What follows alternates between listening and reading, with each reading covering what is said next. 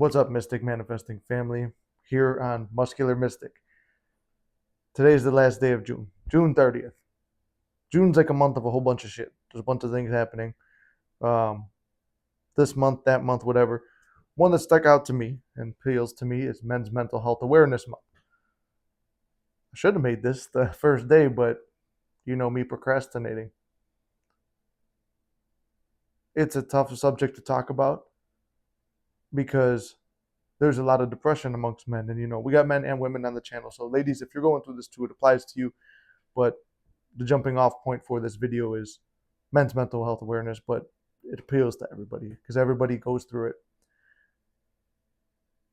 I just see it more in like the male community. For instance, you'll see a chick post some workouts with bad form and stuff like that, but she's got big titties and nice ass and everything. And you'll have dudes chasing her, simping in the comments, stuff like that, and other women, you go queen and stuff like that. You have a dude actually put something up on a TikTok or a thread or something. He's moving incredible weight, or he looks legit good. Like he fucking next Mr. Olympia. It's just some dude working out in the gym, posting a little video, and he did hit the algorithm. You can see he's got all the numbers there. 5 likes, 10 likes, barely any likes. It's like, this dude hit the algorithm. He looks good. He's got the part. But sometimes as men, we got that ego. I don't want to give him a like. I don't want to tell him good job because I feel insecure about how that guy is doing. Or I don't want any women to see him. What if women go to him? It's like this negative mindset where you don't want to support another dude. When we all know, like, we're going through that same thing. Instead of hating on other people, lift other people up. Sometimes you make their day. If there's somebody with a small little channel and they don't have any likes on the channel, I like to go through and I'll always like the people with like very few likes things just to give them a little boost because you never know. It makes somebody's day at the end of the day. You could be the difference between like they were posting this video because they're down in the dumps and they feel nobody loves them or something. All of a sudden, that little support, that little heart, that little thumbs up, whatever, that's the difference between them being here another day or not. And a lot of men are not hearing because whatever, you get banned for certain words. Leave the earth every day.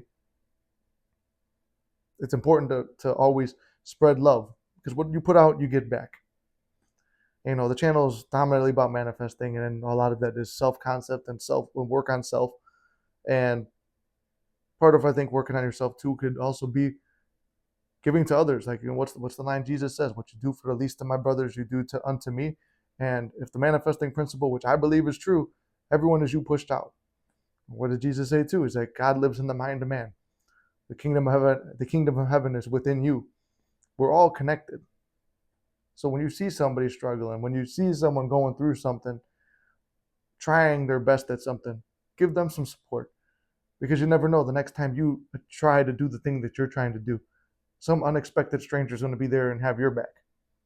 I firmly believe that whatever I put out, I will get back into the world. And I'm not doing this to get something back, but I'm just saying, like, if you feel you need any incentive to do the stuff, the karma's a real thing. What you put out, you get back.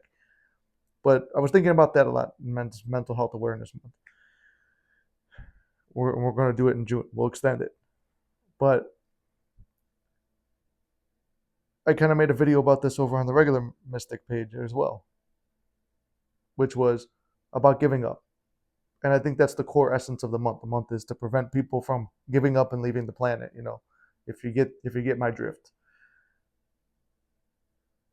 Some reasons to stay around and not give up. Number one, I can tell you, look where you'll be in a week, a month, a year. Just think about where you could be. You won't know it, but you can see it before it happens. That's the whole point of visualization. That's the point of scripting. That's the point of vision boards and stuff like that. And I'm not just talking some woo-woo bullshit. I'm talking about shit that I've done. Like, I've made these vision boards, and now looking back, it's like, hey, I've got a lot of that stuff. I've affirmed for things. I've prayed for things, and they've happened. I've visualized things, and they've happened.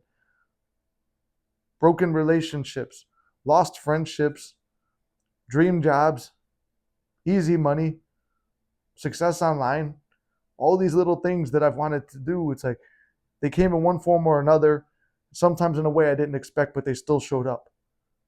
But I'm 28 now. Me at 19, 20, 21, a little bit into 22. I wanted to leave the planet every fucking day. And give you an example. It's like, you know, there was always a thought going, how is it an accident? It's like never attempted nothing, but I would think about it a lot. And I was like, well, this is it. You work a 9 to 5 that you can't stand because it pays better than average.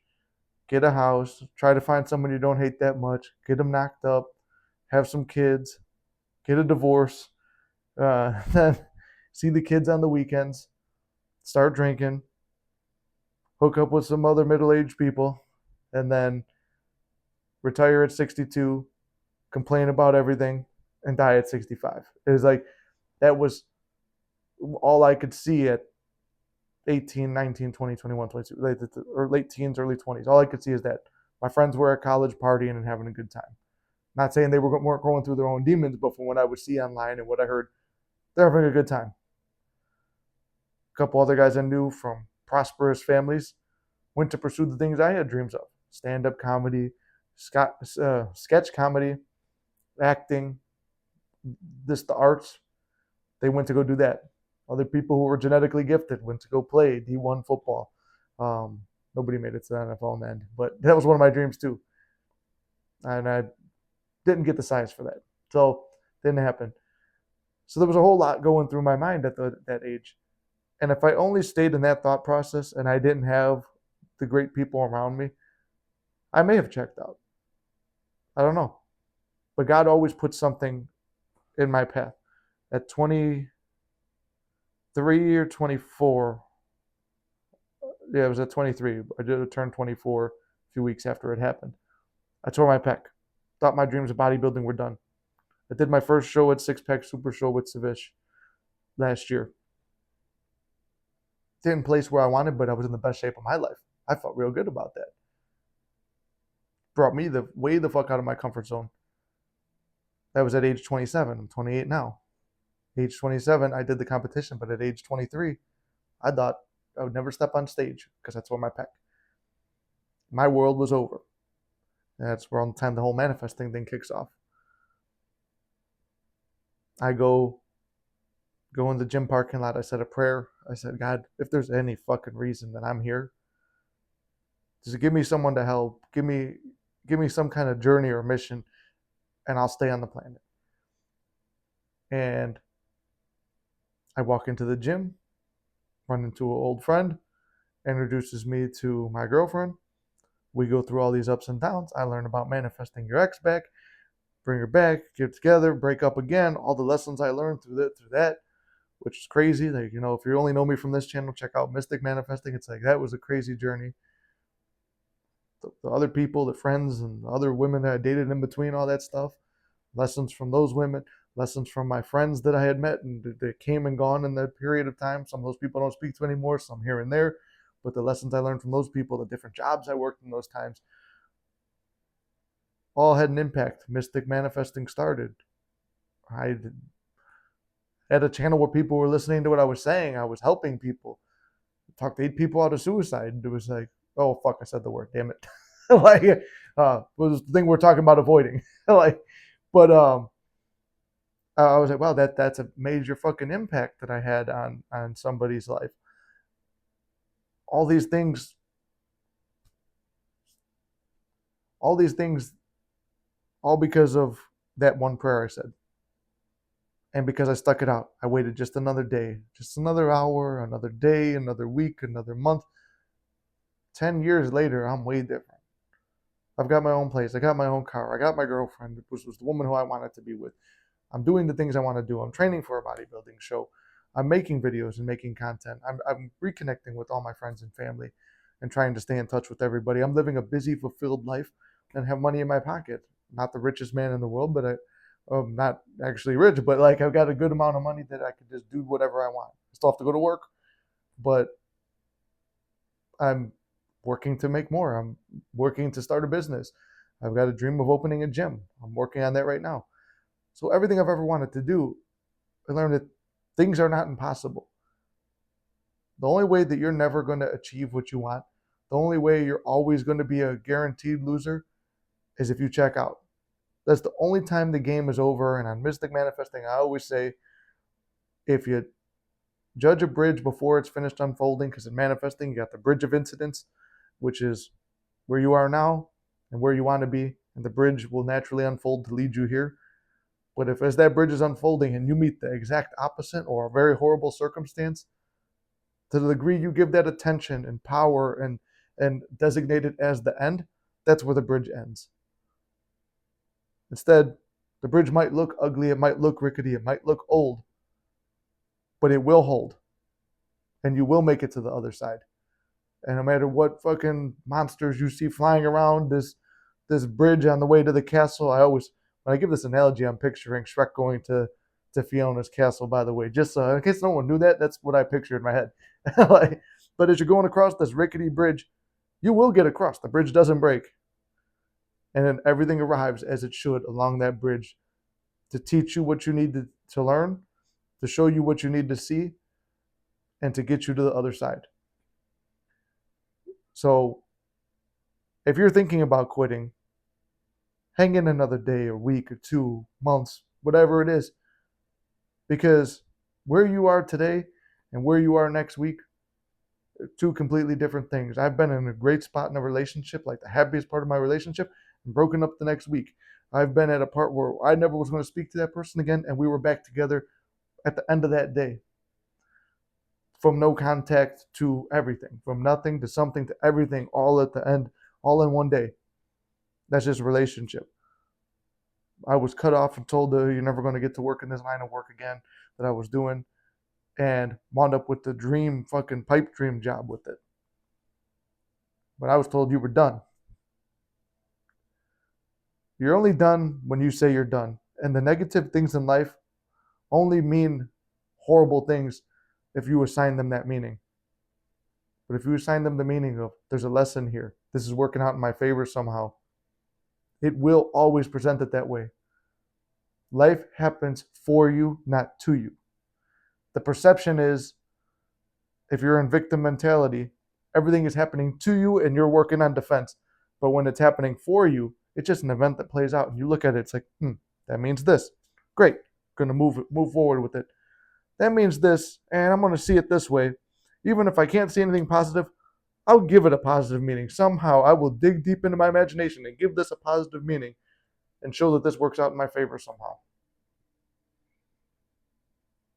Life is fun when you start treating it like a game and stop treating it like everything is life and death. Are some of us in worse circumstances than others? Hell yeah. But does that mean that you can't overcome them? You know, that cliche line, the bigger they are, the harder they fall. The bigger your circumstances are, the harder they're going to fucking fall. And when they fall, it's like a big brick wall. When that big brick wall falls, it's going to smash down and rearrange itself into a fucking kingdom. But it only happens when you change the way you look at things. When you change the way you look at things, the things you look at change. I'm hitting you with all the cliches today because there's something to them. I live my life by these things. Do I have bad days still? Hell yeah. Do I fucking not want to do stuff most of the time? Yeah, I don't. But I go out and I do it anyway. Because it's fun. Because you realize on the other side of the pain is success. On the other side of the discomfort is extreme comfortability. Because you can relax knowing that I did something really fucking hard that most people would have gave up over, and I didn't give up. I kept going. So this is the important lesson I'm trying to pass on. You could be in a completely different set of circumstances by the end of today, by the end of next week, by the end of next month, within a year. Every single time that you make a change, every single hour throughout the day, you get to pick who you want to be. Every single second, you get to pick who you want to be.